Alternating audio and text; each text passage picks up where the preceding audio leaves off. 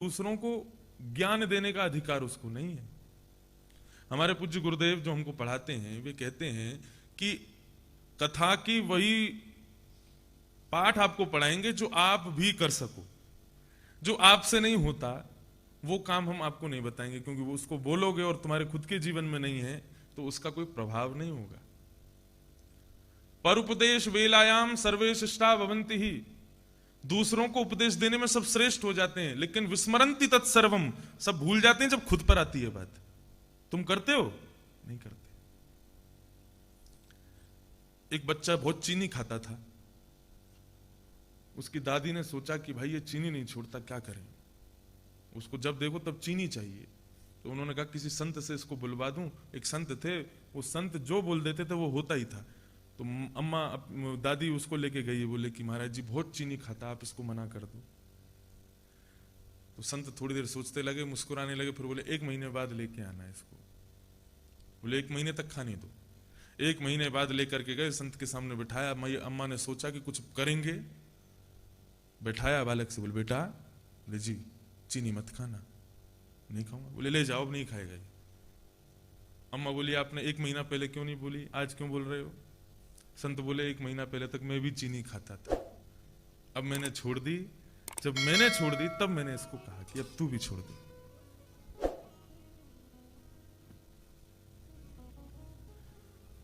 तो सत्संग किसका श्रेष्ठ? जो स्वयं के जीवन में लागू करता हो उसका श्रवण करो।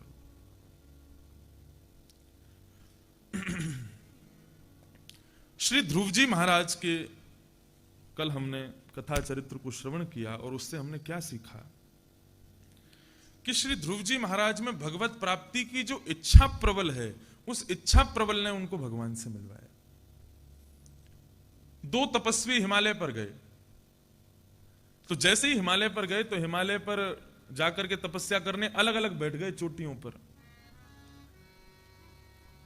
नारद जी महाराज जो भी तपस्या में जाता है उसको जरूर मिलता। अच्छा देखो एक बात, कल ध्रुव जी ने नारद जी से एक बात कही थी कि मेरी मां कहती हैं भगवान बाद में मिलते हैं, पहले नारद मिलते हैं। आप में से किसी को मिले आज तक? नारद कौन है? नारद केवल जो सीरियल्स में हम देखते आए हैं, वीणा लेकर के और ऐसी जटासी बना करके और नारायण नारायण करते चलते हैं, वो नारद नहीं है। नारद का स्वरूप क्या बताया शास्त्रानुसार? नारद जिसकी बात को भगवान भी रद्द नहीं करते उसको नारद बोलते हैं। और नारद का दूसरा अर्थ है जो नर को दामोदर से मिलावे, उसको नारद कहते हैं। नारद। श्री डोंगरे जी महाराज से पूछा गया कि नारद के बिना भगवान नहीं मिलते, कलिकाल में अभी तक किसी को नारद के दर्शन तो हुए नहीं, नारद मिले तो है नहीं। तब श्री डोंगरी जी महाराज ने एक बहुत सुंदर उत्तर दिया। वे कहने लगे, बोले नारद कौन है? जो 24 घंटे भगवत स्मरण करे और हजारों लोगों को भगवत कथा सुना करके भगवत सन्निधि का अनुभव करावे, उसको नारद कहते हैं। बोले नारद का मतलब केवल वीणा वादन करने वाले जटा वाले वही नारद नहीं होते। आज कलिकाल में भगवत कथा को सुनाने वाले संत महापुरुष ये सब नारद हैं, ये सब नारद के रूप में आए हैं। यदि उनकी कथा आपको परिपूर्ण रूप से मिल गई है, उनका संग परिपूर्ण रूप से मिल गया है, तो समझ लेना भगवत प्राप्ति जरूर हो जाएगी। और इसके उदाहरण के रूप में उन्होंने कहा, अब मीराबाई के जीवन चरित्र में कहीं भी नहीं लिखा कि उनको नारद मिले लेकिन भगवान मिले। सूरदास जी को नारद जी नहीं मिले लेकिन भगवान मिले। तो इसका तात्पर्य क्या है? बोले नारद एक उपाधि है। मैं कथा कर रहा हूं, मेरी कथा में कही गई बातों को भगवान मना नहीं कर सकते कि यह असत्य है। तो इस प्रकार से 4 घंटे के लिए सही मैं भी एक नारद हूं। यदि मेरी बात आप मानेंगे तो मैं भी एक नारद हूं, और उस बात को कही गई बात पर यदि आप चलेंगे तो आपको भगवत प्राप्ति हो ही जाएगी। मीराबाई को उनको गुरु ने प्राप्त कराया, सूरदास आदि को श्रीमद वल्लभाचार्य जी उनके लिए नारद स्वरूप थे। तो कलिकाल में संत महापुरुष और कथाकार ही नारद हैं। तो 2 भक्त हिमालय पर गए, एक एक चोटी पर जाकर के बैठ गए और तपस्या करने लगे। नारद जी महाराज भगवान के पास गए और भगवान से जाके बोले, प्रभु आपके 2 भक्त हिमालय पर भजन कर रहे हैं, उनको कब दर्शन देना चाहिए मुझे बताओ। मैं उनको जाके बता दूं भगवान कब आएंगे। भगवान ने कहा एक से तो कह दो उसके पेड़ में, पीछे पेड़ में जितने पत्ते हैं उतने साल में मिलूंगा, और दूसरे से कह देना उसके पीछे पेड़ में जितने पत्ते हैं उतने दिन में मिलूंगा। नारद जी बोले दोनों एक साथ आए हैं प्रभु, इतना भेद क्यों कर रहे हो? एक को उतने वर्ष में और एक को उतने दिन में। भगवान बोले तुम जाके कह दो बस। नारद जी महाराज पहले व्यक्ति के पास गए जिसको दिन में भगवान मिलने थे। नारद जी बोले तो कितना भाग्यशाली है, बस कुछ ही दिन और इंतजार है, फिर तो भगवान मिल ही जाएंगे। नारद जी प्रकट हो गए, वो प्रसन्न हो गया, जय हो नारद जी, नारदो देव दर्शन, नारदो देव दर्शन। आप आ गए मतलब देव आने वाले हैं, बताइए ना कब आएंगे? अरे भैया अब तो लड्डू पेड़ा बांटो, आनंद मनाओ। क्यों? तुम्हारे पीछे जो बट का पेड़ है उसमें जितने पत्ते हैं उनको गिन लो, बस उतने दिन और लगेंगे, भगवान आने वाले। उनको देखने लगा अभी इतने दिन और लगेंगे भगवान को आने में? बोले हाँ, मैं अपना परिवार छोड़ के, बच्चे पत्नी सबको छोड़ के, व्यापार छोड़ के यहां पर बैठा हूं भगवान की आस में, और इतने वर्षों से यहां बैठा हुआ हूं, अभी इतने दिन और लगाएंगे भगवान? रोने लगा। नारद जी बोले तेरी स्थिति तो ऐसी है, बगल वाला तो उसको तो इतने साल लगेंगे, उसकी क्या स्थिति होगी? नारद जी उसके पास गए, जैसे नेत्र खोले, नारदो देव दर्शन, जय हो प्रभु, बताइए ना भगवान कब मिलेंगे? बोले बहुत समय है, तुम्हारे पीछे जो पेड़ है उसमें जितने पत्ते हैं उतने पत्तों को गिन लो, उतने वर्ष लगेंगे भगवान को आने में। जैसे ही उसने सुना इतने वर्ष बाद भगवान आएंगे, मतलब कि भगवान ने सुनिश्चित कर लिया है कि वो मुझसे मिलेंगे। अब चाहे वर्ष बाद मिलें चाहे कभी मिलें, लेकिन उनके हृदय में यह भावना उत्पन्न हो चुकी है कि वो मुझसे मिलेंगे। और वो इसी बात को सुनकर के नृत्य करने लगा, आनंदित हो गया, नाचने लगा, नारद जी के चरण पकड़ लिए। बोले भगवान अब कभी मिलें, लेकिन वो मुझसे मिलने आएंगे, ऐसा उन्होंने मन बना लिया है, मैं तो इस बात को सुनकर के ही प्रसन्न हूं। उसका परिणाम यह हुआ कि तत्क्षण भगवान वहीं प्रकट हो गए और उसको दर्शन दे दिए। दर्शन दे दिए, उसको मुक्त कर दिया। नारद जी महाराज ने हाथ पकड़ लिया भगवान का। बोले आप झूठ क्यों बोलते हो? हमसे बोला था इतने वर्षों में मिलोगे, मैंने उसको बोल दिया तो तुरंत प्रकट हो गए, क्यों किया ऐसा आपने? तब भगवान बोले उसको मिलना तो इतने वर्षों में ही था, लेकिन मेरी मिलने की आकांक्षा से उसके हृदय में उत्पन्न हुई जो उत्साह था, जो आनंद था, उस आनंद की गणना इतनी थी कि वो समस्त वर्ष उतने आनंद में विलीन हो गए और मैं प्रकट हो गया। आनंद का क्षण जो होता है उसमें 4 घंटे आप कथा सुनते हैं, लेकिन 4 घंटे यदि आनंद से कथा सुन रहे हैं तो 4 घंटे कब व्यतीत हो जाएंगे आपको पता नहीं चलेगा। किसी को कहो 8 दिन के लिए कथा सुनने चलो, तो वो आपसे पहले पहले तो यही कहेगा 2 दिन के लिए आऊंगा मैं, लेकिन 2 दिन की कथा श्रवण करके उसके मन में इतना आनंद स्फुरित हो जाएगा कि वो फिर रुकने का उसका मन करेगा। आज सुबह सुबह मेरा मन कर रहा था, हर कथा में ही करता है, कि 5-6 दिन की कथा और बढ़ जाए तो मैं थोड़ा और बोलूं, थोड़ी देर और रहूं, थोड़ी देर और कहूं, कुछ इतने सारे भाव हैं वो भी सुना दूं, ये भी सुना दूं, ये भी कह दूं। तो आनंद में क्या होता है कि समय का अभाव पता नहीं चलता, समय नहीं पता चलता कब निकल जाता है। उसी प्रकार उसके हृदय में उत्पन्न हुआ आनंद इतना तीव्र था नारद कि उसके आनंद में वो समस्त वर्ष विलीन हो गए और मैं प्रकट हो गया। तो उत्साह और आनंद ये भगवान के स्वरूप हैं। यदि ये हृदय में प्रकट हैं उनके दर्शन के लिए, तो भगवान तत्क्षण प्रकट हो जाएंगे।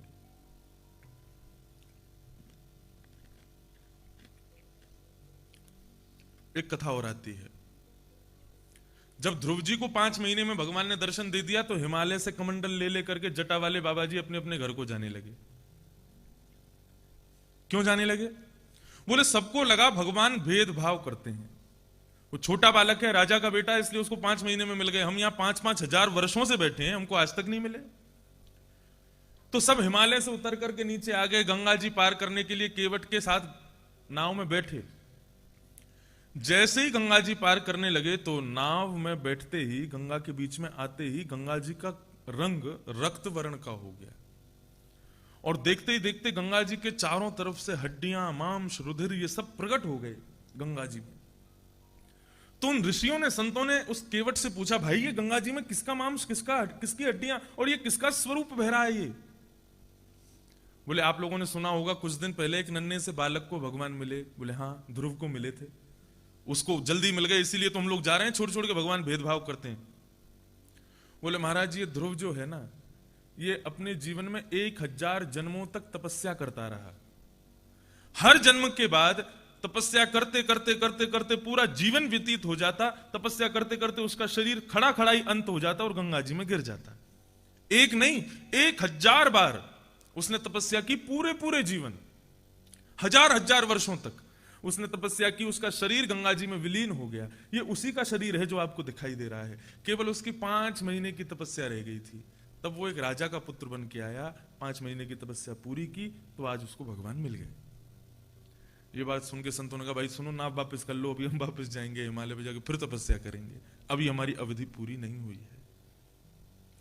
तो कहने का अभिप्राय, उत्साह में भगवत प्राप्ति है। श्री ध्रुव जी को हम प्रणाम करते हैं। ध्रुव जी महाराज लौट करके आए, उनके पिता ने उनको अपने हृदय से लगाया कि मिथ्या वदति लोकोऽयम्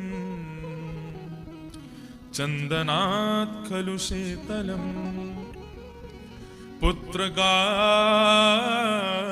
क्षणस्पर्शम् चंदनात् अतिरिच्यते। अपने पुत्र ध्रुव को हृदय से लगा करके उत्तानपाद राजा ने ये श्लोक कहा।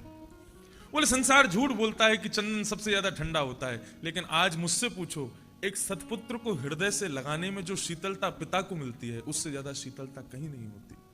मैंने आज ध्रुव को पाकर के अखंड सौभाग्यों का अनुभव किया है। अपने पुत्र को राज्य गद्दी प्रदान की, बड़े होने पर उत्तम उनके सेवक बने। कुछ वर्षों बाद यक्षों ने उत्तम को मार दिया। 36,000 वर्ष तक राज्य किया ध्रुव जी ने। उत्तम के वध के बाद ध्रुव जी को क्रोध आया और ध्रुव जी धनुष बाण लेकर के यक्षों को मारने के लिए चले गए। तो देवताओं को आश्चर्य हुआ, भगवान के दर्शन करने वाले इस भक्त के अंदर हिंसा कैसे आ गई, इसके अंदर क्रोध कैसे आ गया, जबकि भगवान का दर्शन करने के बाद दोष उत्पन्न नहीं होना चाहिए। तब श्री ब्रह्मा जी महाराज ने जाकर के कहा, तुमने भगवान के दर्शन तो कर लिए, लेकिन भगवान की कथा अभी तुम्हारे जीवन में नहीं आई है। जब तक कथा को जीवन में नहीं लाओगे, तब तक ये मन के क्रोध, काम, वासना, ये सब नहीं जाएंगी। ध्रुव, भगवान ने 36,000 वर्ष राज्य करने के लिए कहा था। इसका तात्पर्य क्या था? भगवान ने तुमको तत्क्षण मुक्ति क्यों नहीं दी? इसीलिए नहीं दी क्योंकि तुम्हारे जीवन में तप तो था, लेकिन ज्ञान नहीं था। और साक्षात भगवान कहते हैं, ऋते ज्ञाना न मुक्ति। जो विवेकी नहीं है, जो ज्ञानी नहीं है, ज्ञानी का अभिप्राय मेरे हिसाब से पुराणों का बहुत अध्ययन नहीं होता है। ज्ञानी का अभिप्राय विवेकी होता है, क्या सही है क्या गलत है ये विचार करना। जो ज्ञानी नहीं है, भगवान उसको मुक्ति नहीं देते। इसलिए ज्ञान आवश्यक है, विवेक रूपी ज्ञान चाहिए, पोथियों वाला ज्ञान नहीं, विवेक युक्त ज्ञान चाहिए। तब श्री ध्रुव जी महाराज ने खूब कथाएं सुनी। कथाएं सुनने के बाद 36,000 वर्ष का राज्य पूर्ण हुआ।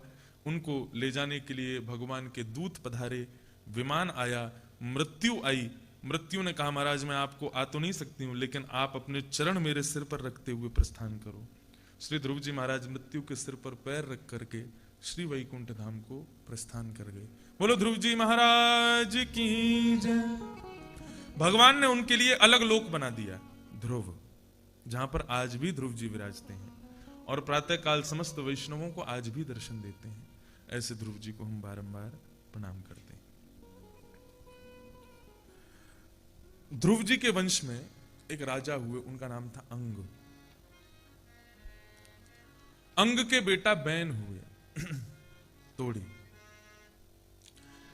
अंग हुए, अंग के बेटा बैन हुए। बैन को ऋषियों ने मार डाला क्योंकि बैन